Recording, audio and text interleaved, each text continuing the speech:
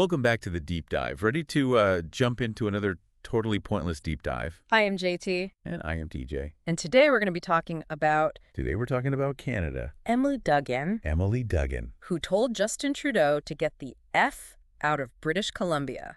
So this is very interesting because I feel like a lot of Canadians feel the way that she feels. Right.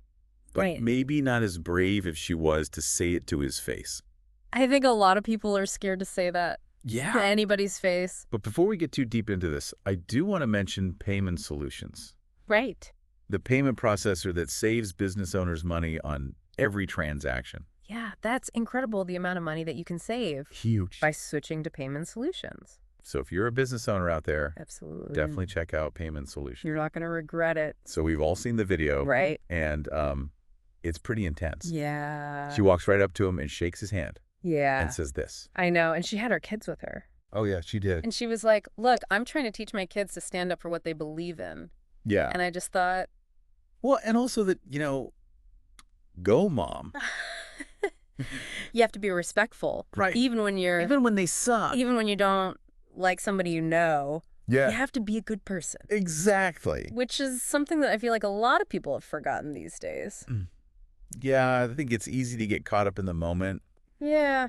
And forget that there's a human being on the other side. Yeah. So Emily Duggan, she's known for her anti-LGBTQ plus activism and has been involved in similar confrontations in the past. So. Oh, well, that makes sense. This isn't her first rodeo. Yeah.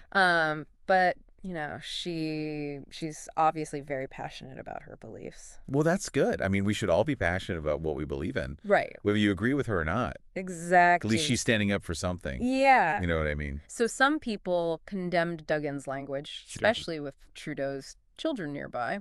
Of course. Which, I get that. Yeah. On the other hand, some saw her outburst as a raw expression of frustration with Trudeau and his policies, and a sentiment that many Canadians are feeling right now. Yeah, so it's like they're using her as a mouthpiece. Exactly. They're like, yeah, you tell him. Yeah. I feel that way too, but I would never say it to his face. Right. But she did. She's brave. Hey, good for her. Or crazy, one or the other. So Canada, like many nations, is grappling with a cost of living crisis. And to fully grasp the context of this incident, we need to delve deeper into what that actually means for everyday Canadians. Okay, so what does that look like? So we're talking about, like soaring grocery prices. Oh, yeah, I've noticed that. Rents are skyrocketing. Yeah, especially in the cities. Gas prices are insane. Yeah, it's hard to even fill up your tank these days. Yeah, it's crazy. And, this is happening all over the world. It's not just a Canadian problem. It's true, but it seems to be hitting Canada pretty hard. Yeah, and wages are stagnant. Right. So people are making the same amount of money. But everything costs more. But everything costs more, so they can't afford to live. It's a tough situation. Yeah, so, it's no wonder that people are frustrated. Yeah, I can see why they're upset. And they're taking it out on Trudeau. Well, he's a prime minister. Right. So he's kind of the face of the government. Yeah. So while Duggan's choice of words may have been jarring to some, it's crucial to understand that her outburst could be seen as a symptom of this much deeper discontent brewing across the country. It's like she voiced what many are feeling, but haven't said out loud. Right. It's like she's the tip of the iceberg. Exactly. And it raises some important questions. Yeah, like what? Is this type of confrontation a legitimate form of protest? Does it cross a line? Where do we draw the line between free speech and respect for those in public office, especially when families are involved? Those are some tough questions. Yeah. And this incident has really put a spotlight on how Canadians are grappling with these issues.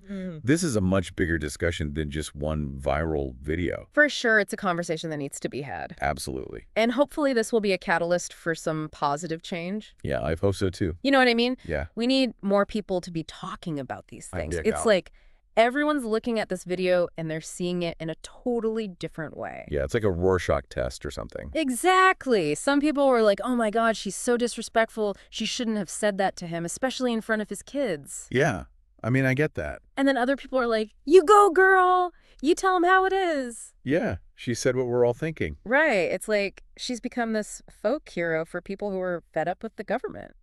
Well, and I think a lot of people are struggling right now, with the cost of living and everything. Oh, absolutely. So, she's tapping into this this underlying anger and frustration. And she's giving them a voice, Exactly. which is powerful, even if you don't agree with her methods. Right. And it's forcing us to have this conversation about what's acceptable, in terms of political protest. Yeah, where do we draw the line?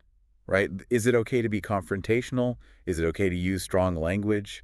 Especially when you're talking to someone in a position of power. Exactly. It's a tough one. Yeah.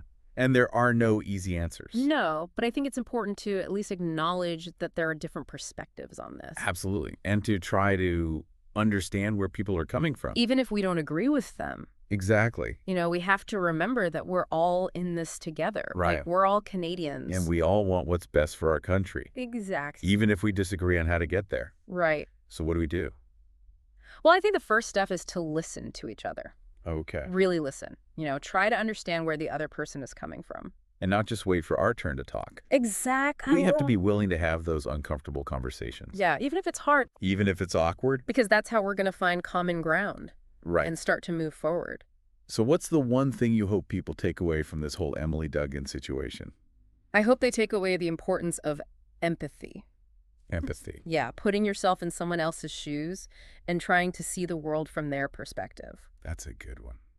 Because at the end of the day, we're all just human beings. Right. Trying to do the best we can. And sometimes we mess up. We all make mistakes. But it's important to learn from those mistakes. And to grow. And to be better. Exactly. It's like, how do we take all this anger and turn it into something good? Right. Like, how do we channel this energy into something positive? Because it's there, Yeah, there's a lot of passion. People care. They just don't know how to express it. Exactly. And sometimes it comes out in the wrong way.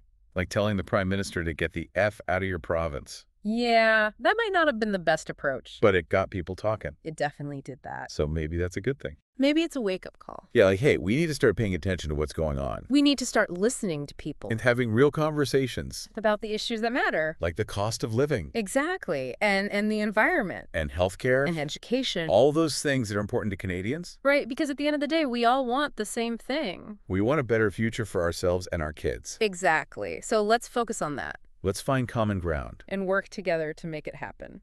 I like that. Me too. Well, that's about all the time we have for today. But But I want to thank you for joining us for another deep dive. it's been a pleasure as always. And remember to like, comment, and subscribe to our channel for more totally pointless deep dives. And don't forget to check out Payment Solutions. Yes, Payment Solutions can save you a ton of money on your business transactions. So what are you waiting for? Until next time, stay curious. And keep diving deep. See ya!